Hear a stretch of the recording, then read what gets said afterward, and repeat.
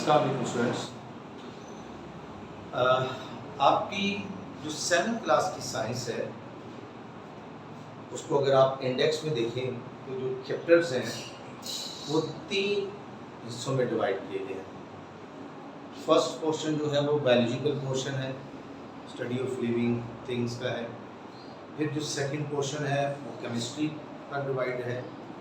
फिर जो third portion है वो फिजिकल पोर्शन है, उसमें फिजिक्स से रिलेटेड चैप्टर्स हैं। तो जैसे आपको पता है कि हम लोगों ने हर टर्म में तीनों पोर्शंस को डाला हुआ होता है। तो सेकंड टर्म में हमारे पास आपकी साइंस की बुक का जो चैप्टर नंबर 8 है वो फिजिकल पोर्शन का है। उसके हम लोग आज स्टार्ट करेंगे। उसके कुछ टॉपिक्स हैं। चैप्टर उसका जो नेम है ट्रांसमिशन ऑफ हीट, हीट का ट्रांसफ़र होना, हीट का एक जगह से दूसरी जगह मुंतकिल होना। बड़ी एक आपको कॉमन ऑब्जर्वेशन है कि सन से हीट हम तक आ रही है, ठीक है। इसी तरह आप लोग डिफरेंट ज़राए से हमारे तक हीट पहुँच रही होती है, उसको हम लोग डिस्कस करेंगे। इससे पहले आप लोगों को काइनेटिक एनर्जी का पता होना चाहिए। काइनेटिक एनर्जी ये हम लोगों ने प्रीवियस क्लासेस में पढ़ी है। Energy of a body due to its motion, किसी भी बॉडी की मोशन की वजह से जो एनर्जी होती है that is known as kinetic energy. अगर बॉडी की मोशन इंक्रीज हो रही होगी, बढ़ रही होगी, its kinetic energy will be increase. अगर उसकी मोशन, उसकी स्पीड कम हो रही होगी, its kinetic energy will be decrease. हमारे इसी टॉपिक में जो फर्स्ट स्टार्ट में है वो इसी का बताता है कि आप क्लास 6 में जो है वो काइनेटिक एनर्जी को स्टडी कर चुके हैं। अब मॉलिक्यूलर थ्योरी ऑफ मैटर में ये चीज़ बताई गई है कि जो मैटर के मॉलिक्यूल्स होते हैं वो always in state of motion, वो मोशन में रहते हैं। अच्छा, अब अगर मोशन में रहते हैं इट्स मीन उनके अंदर जो एनर्जी है वो काइनेटिक एनर्जी है। ओके, अब हमारे पास यहाँ पर एक डेफिनेशन आ जाती है फिर थर्मल एनर्जी, और वो क्या है? The kinetic energy of particles in matter, matter के अंदर जो उसके मौजूद पार्टिकल्स की काइनेटिक एनर्जी है that is known as thermal energy. अगर वो मॉलिक्यूल्स उनकी मोशन तेज है, जैसे कि टेम्परेचर मिलने से उनकी स्पीड बढ़ जाती है, उनकी वाइब्रेशन बढ़ जाती है, तो वो विल से उनकी काइनेटिक एनर्जी इंक्रीज होगी। जब काइनेटिक एनर्जी इंक्रीज होगी its mean their thermal energy will be increase. तो थर्मल एनर्जी क्या है? Kinetic energy of particles in matter is called thermal energy. अब नेक्स्ट टॉपिक है हमारा ट्रांसमिशन ऑफ हीट। हीट की ट्रांसमिशन से क्या मुराद है? हीट की ट्रांसमिशन से मुराद है कि हीट का एक ऑब्जेक्ट से दूसरे ऑब्जेक्ट की तरफ मुंतकिल होना, ट्रांसफर होना। The transfer of heat energy from one object to the other is called transmission of heat. बड़ी कॉमन ऑब्जर्वेशन है। आप लोग कप ऑफ टी अपने हाथ में पकड़ें तो आपको वो जो है हॉट फील होता है, गर्म फील होता है। तो इसका मतलब चाय का जो कप है जिसको आपने अपने हाथ में पकड़ा हुआ है वो हॉट बॉडी है, आपकी बॉडी जो है कोल्ड बॉडी है।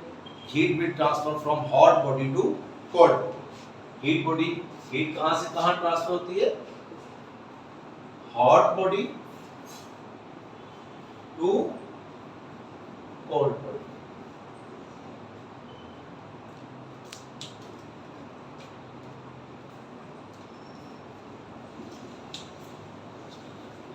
अब the transfer of heat energy from one object to other is called transmission of heat। Question आगे आपको होमवर्क में मिलेगा। अब ये जो हीट ट्रांसफर होती है इसके मोड्स, इसके जराए, इसके कितने तरीके? How many modes of transfer of heat? There are 3 modes of transfer of heat. Heat जो है वो 3 तरीकों से एक ऑब्जेक्ट से दूसरे ऑब्जेक्ट की तरफ मुंतकिल होती है। One conduction, other convection, and the third one is radiation. How many modes of transfer of heat? There are 3 modes of transfer of heat. Conduction, convection, radiation. Conduction conduct से है, ठीक है। अब हमारे इससे फर्दर आगे टॉपिक स्टार्ट होगी और वो है हमारे पास एक डेफिनेशन हमारी यहाँ से निकल गई है। थर्मल एनर्जी के बाद हीट क्या है? Heat is the thermal energy that flows from one object, जो कि एक ऑब्जेक्ट से फ्लो कर रही होती है। तो आगे हीट ट्रांसफर होने का नेक्स्ट है हमारा कंडक्शन। अब ये कंडक्शन क्या है? अब देखिए हीट जब एक जगह से दूसरी जगह ट्रांसफर होती है, मैंने अभी आपको एग्जांपल दी है। फॉर एग्जांपल आप लोग कोई गर्म चीज़ अपने हाथ में पकड़ लेते हैं, लोहे की सलाख, रॉड, हॉट रॉड है, वो आप अपने हाथ में आप पकड़ लेते हैं, तो हीट आपकी रॉड से आपकी तरफ ट्रांसफर हो रही है, ये कंडक्शन का है। आपने वो ऑब्जेक्ट अपने हाथ में रखा है, वो आपकी ऑब्जेक्ट आपके साथ कंडक्ट हुआ, जिसकी वजह से हीट ट्रांसफर हुई। एक कन्वेक्शन है, इसमें कंडक्शन में हीट मॉलिक्यूल से मॉलिक्यूल, एक मॉलिक्यूल ये दूसरा मॉलिक्यूल, हीट इस मॉलिक्यूल से इस मॉलिक्यूल को पहुंची, इस मॉलिक्यूल से इस मॉलिक्यूल को पहुंची, इस मॉलिक्यूल से इस मॉलिक्यूल को पहुंची, इस मॉलिक्यूल से इस मॉलिक्यूल को पहुंची। लेकिन मॉलिक्यूल खुद मूव नहीं हुआ, मैटर खुद मूव नहीं हुआ, मैटर अपनी जगह पर स्टे कर रहा है। हीट ट्रांसफर हो रही है एक मॉलिक्यूल से दूसरे molecule. This mode of transfer of heat is called conduction. The transfer of heat through matter without actual movement of particles from their position. Particles अपनी पोजीशन से मूव नहीं हुए, वो अपनी जगह पर ही रहे, हीट उसने आगे मुंतकिल कर दी। Without actual movement of particles from their position is called conduction. अच्छा, और ये कंडक्शन अकर कहाँ होती है? अकर्स रोनुमा कहाँ होती है?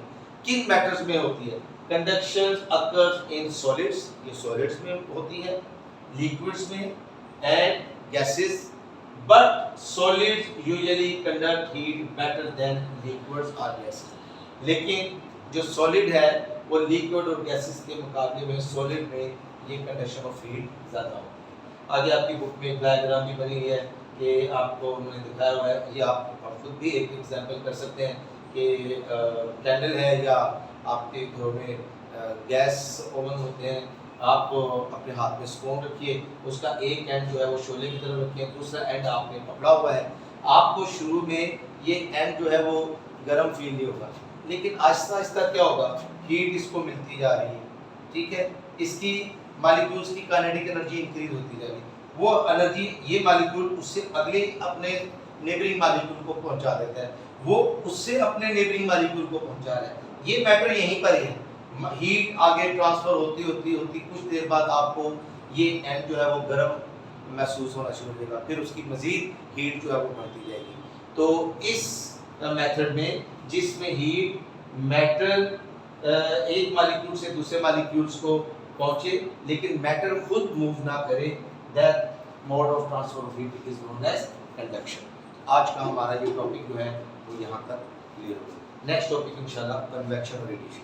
Thank you very much, take care, अल्लाह हाफिज़।